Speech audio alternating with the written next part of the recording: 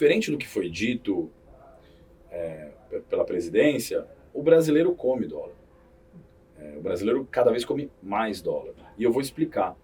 A soja é uma commodity global e ela é em dólar. E ela, se ela não é diretamente na nossa cesta no IPCA, ela é o alimento, por exemplo, via farelo para o gado, que é dolarizado. Então, a proteína animal. Então, se você vai para o combustível, é dolarizado. Se você vai para milho, é dolarizado. Então, o nosso IPCA aqui, ele é muito dolarizado.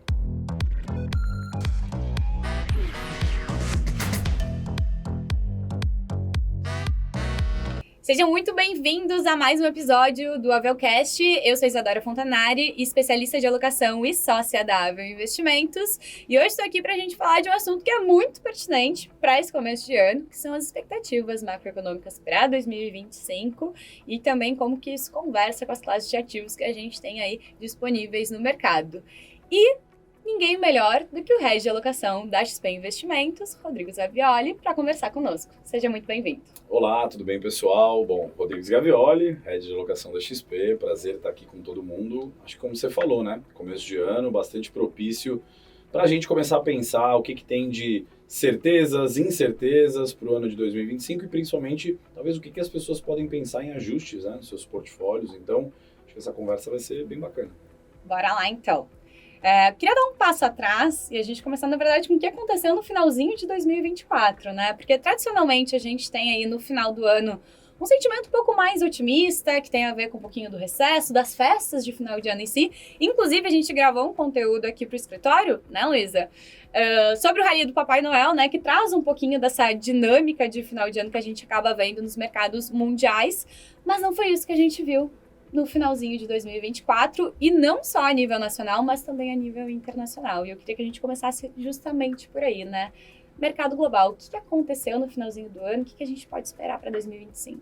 É isso. Para os mercados, o Papai Noel não veio, né? É verdade, historicamente, tem essa anedota, né, de que dezembro costuma ser um mês mais positivo para os mercados de risco, especialmente nos Estados Unidos, sendo bem sincero, muito mais até aqui do que no Brasil. E ele tem um principal motivo, né, que talvez seja mais bobo do que as pessoas imaginam. É só porque dezembro já efetivamente é um mês em que você não tem grandes novidades macroeconômicas, né? Geralmente os dados já estão, os preços, os ativos já estão incorporando os dados macroeconômicos, então você acaba tendo um mês um pouco mais calmo, então abre espaço para os mercados terem boas performances e principalmente ali até a primeira quinzena. Especialmente na segunda quinzena de dezembro, é até mais tranquilo. O que aconteceu lá fora e aqui? Cada um com seus problemas. Nos Estados Unidos, especialmente o que começou a ser precificado em dezembro, foi a percepção do mercado, com os últimos dados de inflação, que o Banco Central americano, o Fed, ele não ia conseguir cortar tanto os juros quanto se imaginava. E aí, como o mercado costuma antecipar já, né, e a gente pode falar, a gente provavelmente vai falar aqui que em 2025 talvez acha pouco espaço para o Fed cortar juros, o mercado já começou a precificar isso. Isso impactou, então, negativamente as ações, né? Impactou as principais bolsas americanas e também a curva de juros americana. Na Europa, por exemplo, ela passou por vários problemas, inclusive políticos, muito grandes, né? Com o primeiro-ministro tendo voto de desconfiança, né? Sendo deposto do cargo. Né? Na Alemanha, o Olaf Scholz, por exemplo, saiu, né, do comando do país. Então você teve uma série de estresse também ligados à parte política que impactou os mercados. E aí você viu também juros abrindo, bolsa tendo uma performance pior. E a Europa tem algumas questões também mais estruturais. E no Brasil, a gente deixou para os 48 do segundo tempo para aprovar no Congresso um pacote fiscal, né, um pacote de ajuste de gastos, que já não trazia tão boas notícias quanto o mercado esperava ali no final de novembro, começo de dezembro. E aí em dezembro, com essa demora para a votação, com a perspectiva até de não poder votar, isso foi se deteriorando ainda mais. Então, talvez dezembro foi um mês em que, diferente de outros anos, o mercado praticamente não conseguiu acalmar, praticamente não teve essa paz em termos de dados macroeconômicos. Pelo contrário, né? Muito pelo contrário, né? Eu brinco que eu praticamente varei, fui direto, assim, trabalhando, porque você tinha dados e informações sendo digeridas ali, sem tendo que ser noticiadas o tempo todo. Então, foi um dezembro diferente para os mercados sem Papai Noel. Aproveitando que tu comentou dessa questão da decisão do Fed, né, com relação à política de juros e assim por diante, queria que tu trouxesse um pouquinho pro pessoal que tá de casa, que às vezes acho que foi um pouquinho difícil de ligar todos os pontos, né? Como que isso impacta os mercados globais, né? Porque é um termômetro que a gente tem. Sim, é o principal termômetro, né? Então, nos livros de economia, se você buscar, você sempre tem uma taxa de referência que a gente chama ali que é o preço que mais importa. E o preço que mais importa, pelo menos até hoje, foi, porque é considerado o ativo mais livre de risco, é a taxa de juros americana. Especialmente a taxa de 10 anos dos juros americanos. Tá? Então, o movimento dela, ou os movimentos dela, vão ser sempre muito importantes para precificar a maior parte dos ativos no mundo. Né? Então, você pensa, por exemplo, um cara que faz cálculo do valuation na bolsa. Muitos deles fazem por aquele modelo de desconto de fluxo de caixa e precisa usar uma taxa de desconto para trazer aquele fluxo futuro ao valor presente. Geralmente você usa a taxa mais livre de risco, porque a taxa de juros do Brasil não é livre de risco, né? Então você usa a americana, há 10 anos. Você vai fazer isso para calcular qual deveria ser a taxa no Brasil de juros. Você coloca um prêmio em cima da taxa livre de risco, americana. Então, se essa taxa ela está passando por movimentos, por exemplo, como agora de reprecificação para cima, a tendência, no caso, é impactar negativamente os ativos como um todo. E aí o que está acontecendo agora é uma dicotomia que não é tão comum de acontecer. Você tem as Fed Funds, que é como se fosse a nossa Selic, né, caindo, né? O Banco Central Americano trouxe de 5,25, 5,5, que lá trabalha em bandas, para agora 4,25, 4,4, né, para essa banda. Em contrapartida, o juro futuro está subindo. Então você tem a Selic, né, a Fed Funds Rate caindo e a taxa futura subindo. É o mercado dizendo, falando, ops, algum gato aqui subiu no telhado, e esse gato especificamente é a inflação mesmo americana e as políticas econômicas do Trump. Esses gatos subiram no telhado, talvez o Banco Central americano não vá poder em 25 cortar os juros tanto quanto o mercado achava que ia conseguir.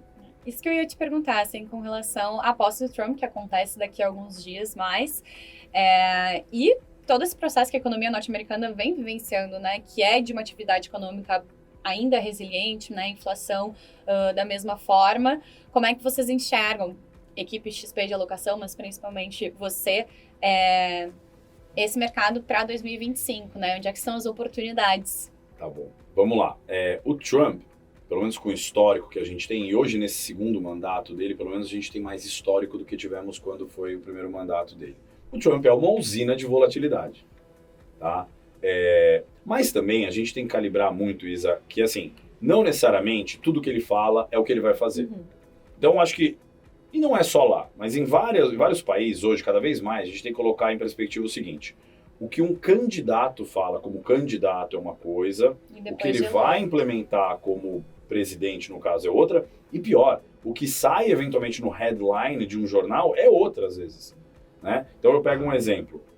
O Trump vem falando algumas coisas sobre imigração.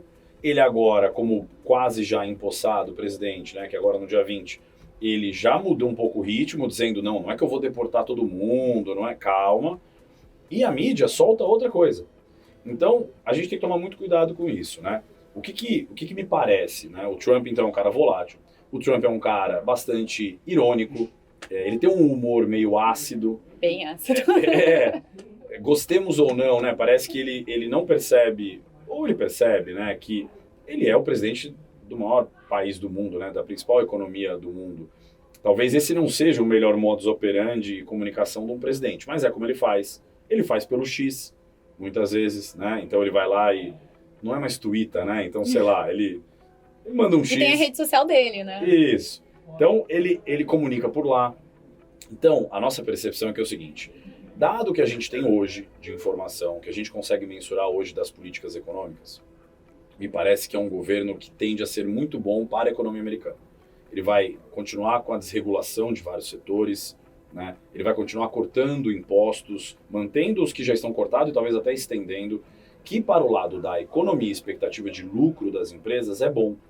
Só que quando você pensa no fiscal americano, que já não está muito bem, e você continua diminuindo receitas do lado dos impostos, talvez não seja tão bom. Aí vamos ver o outro lado da moeda. Ele fala em tarifas, E aí a gente vai ter que calibrar qual é a magnitude dessas tarifas e para quem elas serão impostas. Ele fala na questão imigratória, né? Então, tem coisas aqui que especialmente, a gente pode falar um pouco até de mercados, me parece que são menos óbvias para a taxa de juros, para as exposições em renda fixa, tá? E parecem mais positivas, ao menos no curto prazo, curto e médio prazo, para a Bolsa, né? Então é mais favorável para a Bolsa no curto e médio prazo, no longo a gente pode discutir um pouco, e no curto prazo é um pouco mais prejudicial. Então se você já detém um título americano, por exemplo, nos últimos meses, com Trump eleito, né, e vários outros fatores, o juro tem subido. Juro sobe, preço cai. Então o ativo que você já detém lá está caindo, né? Sim. Então as exposições tendem a ser um pouco piores. Mas no cômputo geral, eu acho que o Trump ele pode, aí tentando trazer para o Brasil, se ele for um pouco mais pragmático do que os veículos de imprensa divulgam, do que ele mesmo se posicionou como candidato, já pode ser no mínimo um cenário mais neutro para o Brasil. Se ele for mais, enfim, parecido com o Trump candidato, aí pode ser um cenário um pouco mais desafiador para o Brasil aqui. E não adianta, principalmente Estados Unidos e China hoje são as duas economias, né, que o Brasil tem que monitorar para saber como é que são os impactos para a gente. Bacana. E queria que, como head de alocação, né, pensando numa estratégia de alocação, a fundamentação de uma carteira, você pudesse trazer para a gente da importância de você ter uma exposição internacional, dolarizada dentro da carteira de investimentos, desde o perfil mais conservador até o mais arrojado. Perfeito, concordo com você. A minha conversa, hoje em dia, ela tem sido muito no seguinte âmbito, né? E eu concordo que muita gente fala, mas e o conservador? Cara, o ponto aqui é o seguinte, primeiro, a gente faz bastante backtest até de carteira, vamos falar primeiro da parte técnica um pouco mais chata, a gente percebe que sem minimamente uma exposição, pelo menos em renda variável global, e aí eu vou até ser mais específico, no principal índice que reflete hoje a grande economia em transformação do mundo, que é o S&P 500, você vai ter um pouco mais de dificuldade para bater a sua meta de retorno em CDI, tá? Para vários níveis de volatilidade, né? Para vários níveis de risco. Então, assim, quer dizer que você não consegue? Não, mas você vai ter um pouco mais de dificuldade. Por quê? Porque aí tem um outro fator que uma exposição global traz na carteira, que é o fator da menor correlação com os ativos brasileiros. Gente, quando a gente olha, os ativos locais são muito correlacionados. Sim. Uns mais, outros menos, mas um dia ruim, a taxa de juro abre, e aí os títulos são marcados negativo, né, os títulos de renda fixa, fundo imobiliário cai bolsa. Então, assim, vai tudo meio que na mesma direção. Quando você tem um ativo que não tem as mesmas respostas ao que está acontecendo no Brasil, por exemplo, né, que são o caso dos ativos globais, muito provavelmente eles podem andar em direções contrárias. Então, primeiro pelo efeito da descorrelação, ele pode trazer um retorno esperado superior. Mas aqui eu vou além, né? Eu acho que cada vez mais, até para falar dessa exposição global, que não precisa ser necessariamente só em dólar, tá? O ideal é que seja. Mas da posição dolarizada, a gente perceber, e eu não quero que a gente use só o dólar a 6 aqui, né, como uma boa desculpa, mas a gente perceber que se você também puder ter na sua carteira uma componente em moeda forte, que no longuíssimo prazo, diz assim, o que você imagina que tem mais poder de ganhar da inflação no Brasil? A gente está falando de custo de vida. $1 ou R$1? Eu acho que é $1, né? No longo prazo, o que faz diferença no câmbio é produtividade. E onde está tendo a transformação de AI, por exemplo? É no Brasil? Não. É Estados Unidos. Eu acho que se a gente fizer esse podcast daqui a 10 anos, se você me convidar de novo para cá, a gente vai estar falando assim, e aí, né? Com esse câmbio a 11, vale a pena? Você acha que em 10 a 11, será que não é antes? Não, eu tô exagerando aqui. Mas você está sendo mais pessimista que eu. Mas brincadeiras à parte, se no longo prazo o que importa é produtividade, a gente vai estar falando que você vai ter exposição a uma moeda forte. E mais do que isso, você vai ter não só a moeda, né? Você vai ter um ativo ali embaixo. Então você vai ter bolsa, renda fixa, qualquer coisa que seja, né? Então é muito importante que você tenha esse pedaço. Eu não vou nem entrar no mérito, porque aí vai ser papel de cada assessor, né? De cada cliente com o seu assessor, conversar sobre o extra, né? Ou seja, preciso ter receitas dolarizadas, porque eu vou começar a mandar meus filhos para estudar fora.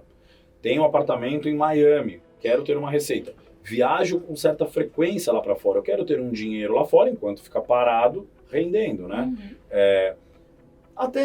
Olha, eu sou mais pessimista com o governo A ou o governo B. Não acho que deveria ser o único motivo, né? Que as pessoas às vezes exageram nessas questões políticas. Mas tá bom, se você acha que o Brasil está colapsando, então você não pode ter todos os seus ativos no Brasil. Então você tem um pedaço lá fora. E aí, eu estava discutindo até hoje no almoço, acho que vale dizer, mas está a 6, vou esperar. Gente, se você decidiu com o seu assessor que você precisa ter um pedaço global, vai mandando, não precisa mandar de uma vez, vai mandando devagarzinho, até uma certa meta. É 5% do meu portfólio, é 10%, é 15%. Porque se você sempre esperar, o melhor câmbio sempre vai ser o de ontem. Você sempre vai dizer, mas quando tiver em 5,80, aí vai chegar lá em 6,20, não, quando tiver em 6. Aí quando vai chegar em 6,40, não, quando tiver... 6,20. E a gente vai conversar isso até ele chegar em 10. Então, vai ser sempre isso. Então, é importante definir com muita calma. De preferência que não seja no momento de pânico, como dezembro. Quanto eu tenho que ter global? O que eu tenho que ter global? Vou ter na física? Vou ter na jurídica? Vou ter uma estrutura? E aí eu vou fazendo isso paulatinamente até chegar nesse meu objetivo. Você não precisa mandar tudo de uma vez. Perfeito. Bom, a gente falou de dólar necessariamente, né? Fica tranquilo que eu não vou te perguntar aqui quanto que fecha o câmbio em 2025. Senão eu perco meu emprego. É uma das piores perguntas que podem existir. Mas eu gostaria que tu explicasse um pouquinho, para quem está nos ouvindo, quais são os principais fatores que fizeram com que a gente chegasse, né, nesse patamar histórico de dólar, por assim dizer. E principalmente, linkando em como que isso influencia e impacta nas classes de ativos que a gente tem disponíveis aqui no Brasil e também na vida das pessoas, de um modo geral, né? Porque por mais que o pobre não compre dólar de forma direta, né, ele acaba sendo bastante impactado, sim, de uma forma indireta. Talvez eu vá desmistificar bem isso, espero que eu consiga. Porque vamos lá. Primeiro, como é que a gente chegou até aqui, né? Eu vou falar dessa pernada, na verdade, porque há um ano atrás a gente falava que talvez um dólar perto dos seus fundamentos fosse um câmbio, né, uma taxa de câmbio a 5,40, 5,20. E talvez seja ainda ali, né? Um pouco mais deteriorado, e eu explico por quê, mas seja um pouco aí. Quais eram os fundamentos principais? Primeiro, commodities. Commodities pesam, preço de commodities pesa. Commodities, os preços ainda estão relativamente elevados, não estão nas máximas. Petróleo, soja, milho, mas eles ainda estão altos. Então, o que a gente chama ali dos termos de troca, eles ainda estão favoráveis para o Brasil. A nossa balança comercial teve uma leve piora, e isso conta, porque a gente passou a importar um pouco mais por essa demanda agregada excessivamente aquecida, né, pela questão do impulso fiscal, não sei se a gente vai falar disso, mas acabou que a gente teve que importar. Então, quando você faz ali exportação menos importação, acabou que a gente acabou com uma balança um pouco menos favorável, mas ainda muito elevada, tá? Ainda muito positiva, mas piorou na margem. Então, preços de commodities pioraram um pouco, mas ainda estão bem. Então, se piora um pouco o câmbio. Balança comercial piorou um pouco. Então, indo até aqui, talvez a gente conseguisse explicar um 5,40, 5,50. Dali em diante, foi a deterioração do cenário fiscal brasileiro, que não só penalizou o câmbio, como penalizou todos os ativos brasileiros. Então, penalizou a curva de juros, né, penalizou os ativos de renda fixa, penalizou a bolsa, os fundos imobiliários. Então, penalizou os ativos brasileiros e o câmbio, por exemplo. Num contexto em que, recentemente, o dólar se fortaleceu também.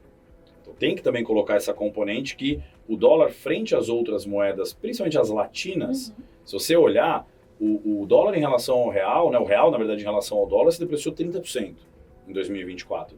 Mas o peso mexicano não ficou tão atrás. As outras moedas aqui latinas também não ficaram muito atrás.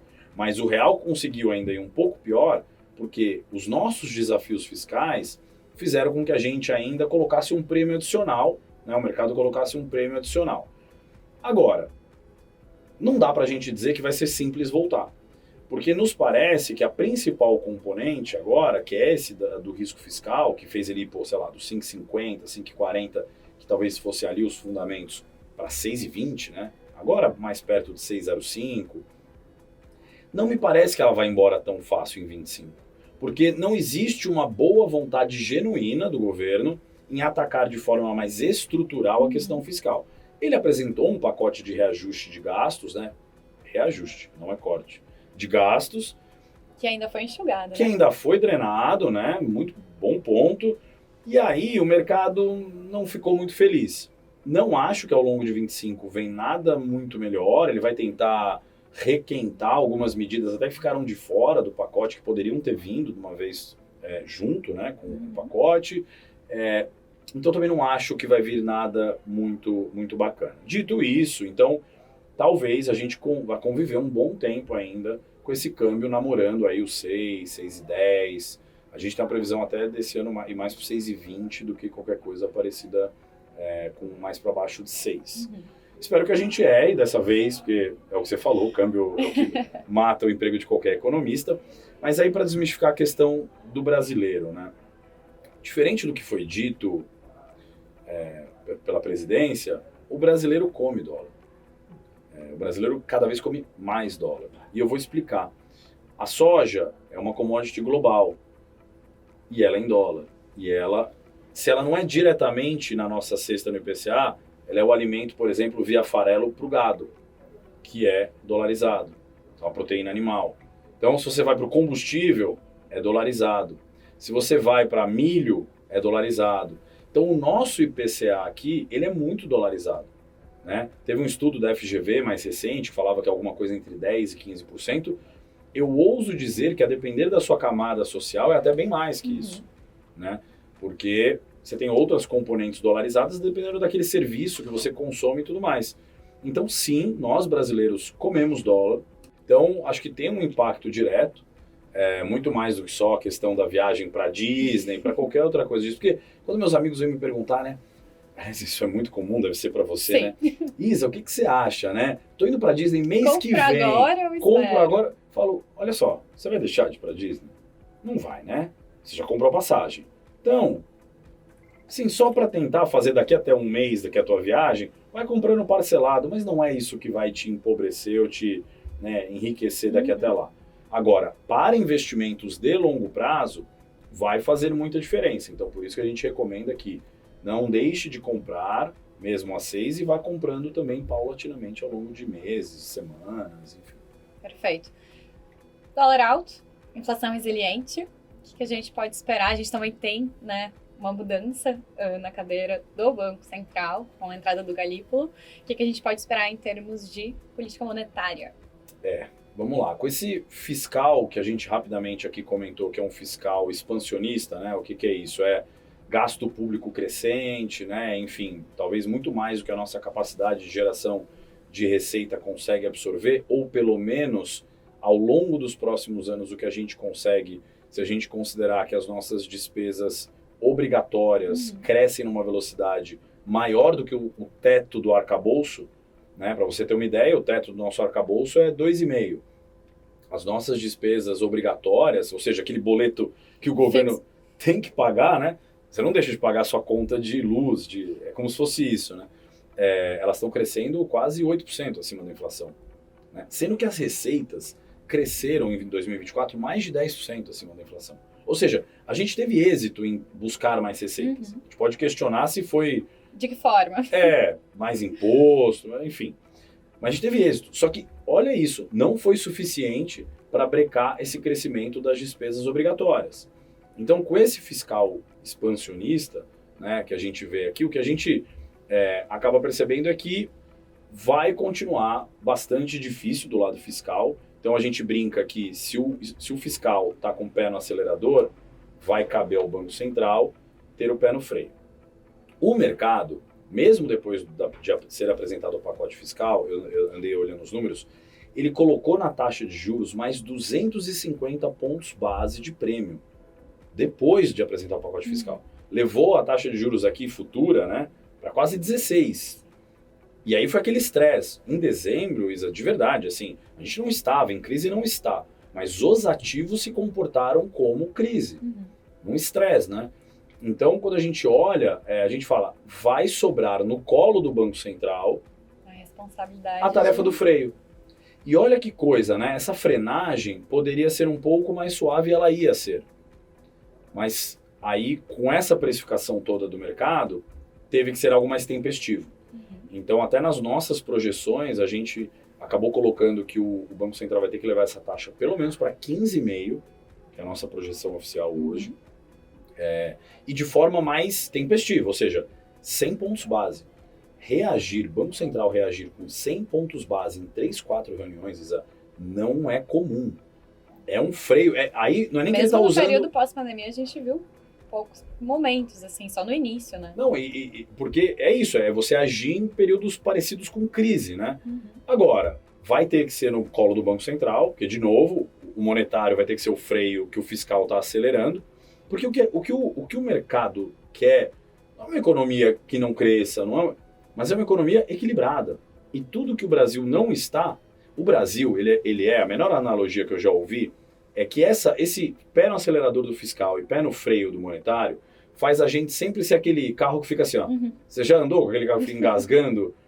E aí você nunca, né, deslancha. Então, um ponto aqui que a gente gostaria de ter uma economia que cresça de forma mais sustentável. E o ponto é, só para responder mais diretamente a tua pergunta, que sobrou para o Galípolo, quem diria, né? Porque era muito esperado que ele pudesse ter alguma medida, até no sentido contrário, não sei se você lembra, né? De pensar em cortar juros logo que ele entrar. Não, gente, assim, já está dado que ele, no mínimo, nesse começo do ano, vai precisar subir bastante a taxa de juros, vai levar a nossa Selic muito provavelmente para perto de 15%. Dali em diante, Isa, dependendo de como as coisas se desdobrarem, eu tenho um pouco de dúvida se precisasse ele dar mais do remédio, ou se pelo menos ele para e espera um tempo. E espera um tempo para ver como as coisas reagem. Porque não duvidem do efeito avassalador que tem esse antibiótico de alta potência, que é subir juro nessa velocidade. Aí a gente vai ter que ver, né, uma economia que, infelizmente, chegou no ponto do pouso não poder ser tão suave. Eu não estou dizendo que a economia brasileira colapsa. Em 25, quiçá 26. Mas o freio de arrumação vai ter que ser um pouco mais duro. Então, provavelmente em 26, a gente vai começar a ver uma economia que vai desacelerar um pouco mais. Perfeito. E olhando para as classes de ativos, né? Como é que isso conversa com a renda fixa que eu já tenho dentro da minha carteira de investimentos, o que eu tenho de oportunidade à disposição hoje no mercado, que as taxas estão aí significativamente altas, né? E para a parte de renda variável também, bolsas, fundos imobiliários, enfim, como é que vocês estão enxergando isso hoje? Tá bom. Eu vou tentar puxar até num espectro mais amplo. Eu te falei de algumas coisas lá fora, que eu não sei se ficou muito claro, que são medidas e já existe um ambiente um pouco mais inflacionário, né? Imigração, tarifa, já é uma inflação que está difícil de ceder 100%, né, na meta, então sim. O CPI americano está rodando lá perto do 3. Meta 2. A meta é 2, bem lembrado, e lá eles são mais efetivamente de cumprir as metas de inflação, né? Não tem nem banda de inflação, é direto na meta. E as medidas do Trump tendem a trazer uma pressão inflacionária adicional, fora a questão fiscal americana. Então, mundo levemente mais inflacionário, Brasil inflacionário, nossa projeção de IPCA para 25 é 6,1 de IPCA, bem acima do teto da meta. Nesse mundo mais inflacionário, é um mundo, e eu não estou nem só falando de Brasil, de juro médio mais alto. Tudo para dizer que não acho que é só para 25, mas eu acho que, no geral, o que são alguns grandes recados que me parecem que são válidos para todo mundo? O mundo de 25 e dos próximos anos, talvez, são mundos de inflação média mais alta do que a gente viu pré-Covid.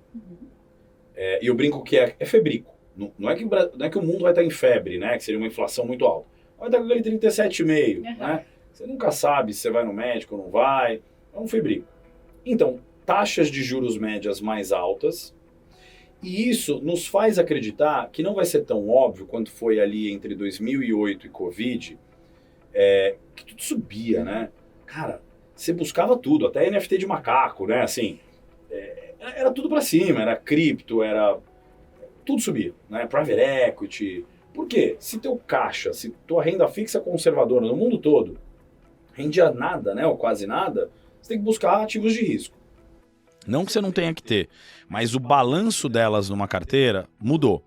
Então, nesse mundo que está se desenhando, e 25 é um desses anos, você vai ter que ter mais do que eu chamo de carrego vis-à-vis ganho de capital. Como é que é carrego em renda fixa? Esse é mais fácil, né? Eu tenho agora, no Brasil, ativos muito descontados, a preços muito atrativos. Então, IPCA mais 7,5, pré a 15, 16, né? O pré eu tenho um pouco mais de cautela, mas ele também está numa taxa consideravelmente boa. A própria Selic, né, os investimentos em CDI elevados, então eu vou carregar essas coisas até o vencimento, de preferência, e vou ter um carrego interessante. Então, contar com o fechamento da curva de juros para ter ganho de capital não vai ser tão óbvio. Mas você está carregando ativos a taxas muito atrativas, tá? Especialmente IPCA+. Como é que é carrego em bolsa? A gente costuma, e eu mesmo, né, já durante muitos anos, carreguei muita bolsa pensando em alto crescimento, né? Então você vai ter mais bolsa, especialmente no Brasil, agora talvez focando mais em dividendos. Porque dividendo é uma forma de você ter carrego. Porque o dividendo nada mais é do que o seguinte, eu abro mão de um crescimento futuro e prefiro uma empresa que vai me pagando no meio do caminho. Em fundo imobiliário, mesma coisa. Altos rendimentos, altos dividend yields, principalmente distribuídos através de rendimentos. Então, é uma carteira que vai buscar mais esse tal do carrego vis-à-vis grandes valorizações de curto prazo, né? Porque a gente não vê nenhum gatilho, por exemplo, por mais que a bolsa brasileira esteja muito barata, ela dá um rally muito forte, muito prolongado. Mesma coisa para ganho de capital em fundo imobiliário, né? Então, é um pouco, acho que principalmente esse. Mas se eu tivesse que dar uma tríade muito importante, não que não tenha que ter outras classes, tá? Mas uma tríade muito relevante para esse tipo de carteira em 25 e ao longo dos próximos anos peguem papel e caneta e anotem. Ou no celular, no bloco de também. notas. É que ela é muito velha, então... Pós-fixado, ativos dolarizados, ativos globais e IPCA+. Então, para mim, a tríade de uma carteira principal aqui tem que ser essa. Tem que ter as outras classes de ativos, até porque, de novo, coisas com menor correlação em relação a essas três é muito importante. Sei lá, fundos multimercados, fundos imobiliários também. Mas, para mim, o tripé aqui do mundo que está se desenhando, de um Brasil que está se desenhando, sejam esses ativos principalmente. Perfeito. A gente não citou um tema aqui que, acredito eu, vai aparecer ao longo de 2025, até porque, querendo ou não, eleições ano que vem, daqui a pouco começam a bater a porta, né? O mercado já está precificando alguma coisa? Sim, não? Como é que vocês veem esse desenho aí para os próximos meses? Boa pergunta. Bom, 25 ainda é metade, né? Em 25 a gente entra agora na segunda metade do mandato desse atual governo aqui no Brasil.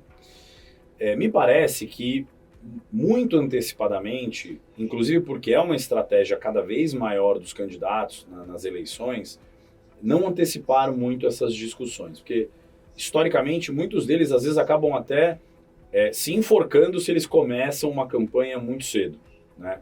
Então, primeiro, acho que nos preços dos ativos ainda não tem nada, o que não quer dizer que à medida que qualquer lado dessa equação eleitoral, né, PT, né, ou, enfim, a esquerda como um todo, né, Bolsonaro, ou a direita como um todo, né, os nomes que são aventados, Tarcísio, à medida que eles começarem, pelo menos, a se posicionar mais em temas de conhecimento público, né, aí o mercado pode começar. Vou dar um exemplo.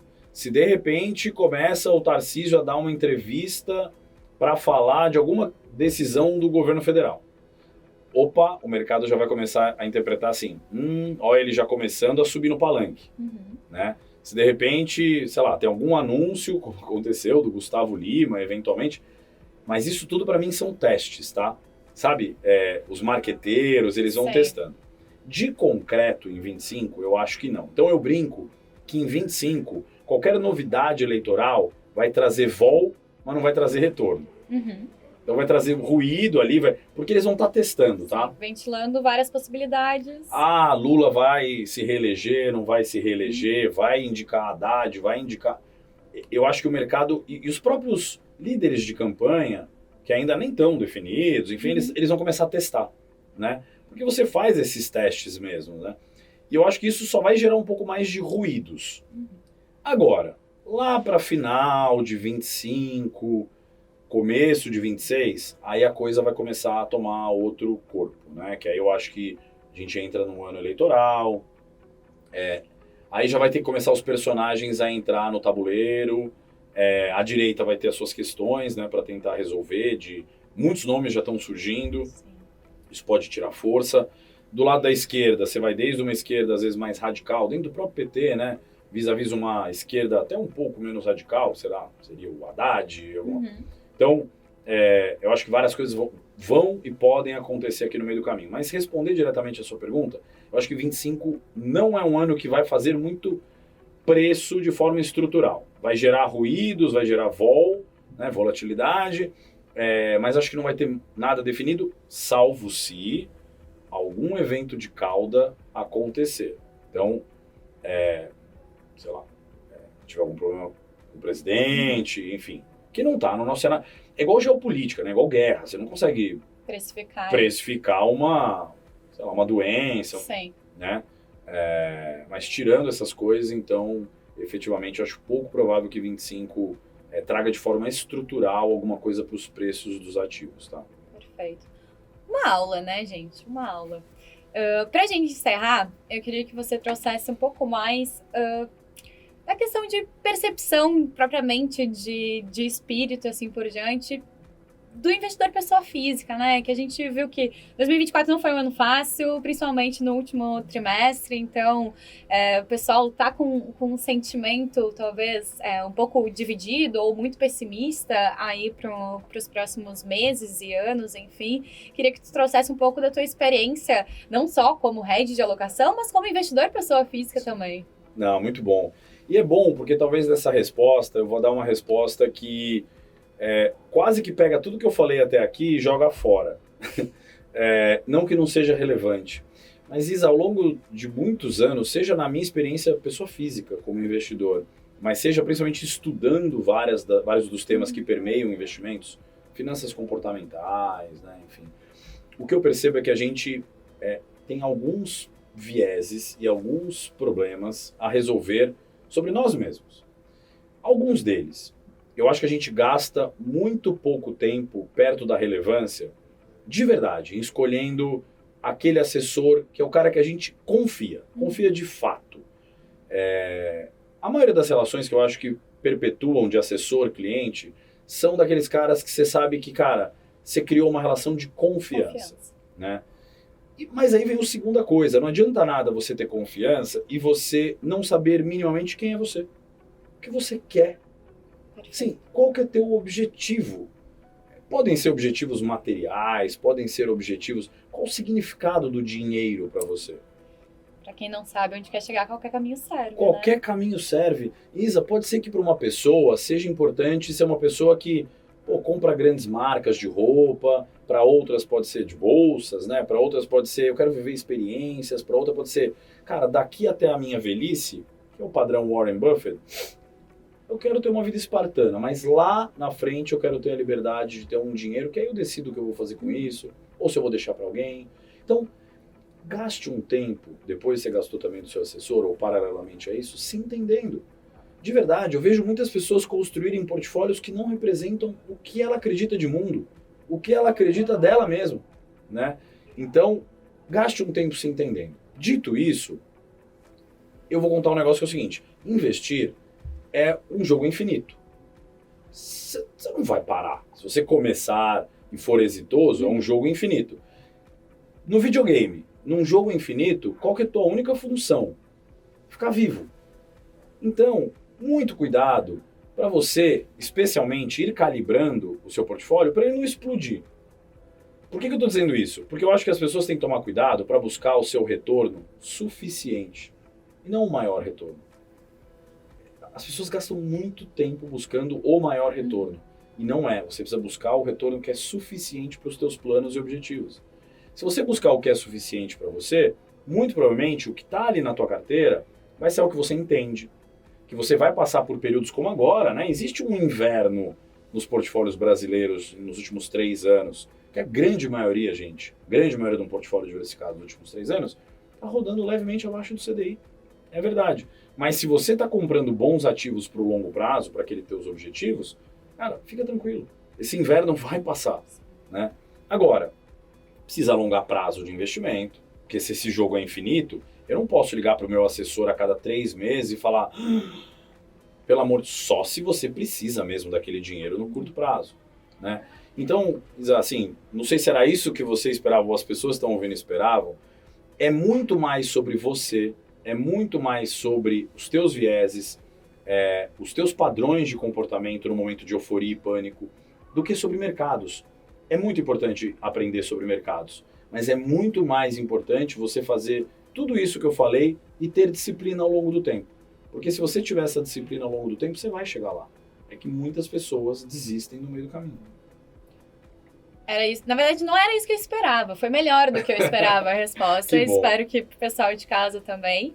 Agradeço a tua presença. Fica o convite para quando estiver de novo aqui em Porto Alegre, poder nos visitar novamente e a gente bater mais papo. Obrigado, muito obrigado. Adorei estar aqui com vocês. Vi tomar um cafezinho e bater esse papo leve e gostoso aqui. Até mais, gente. Até o próximo episódio.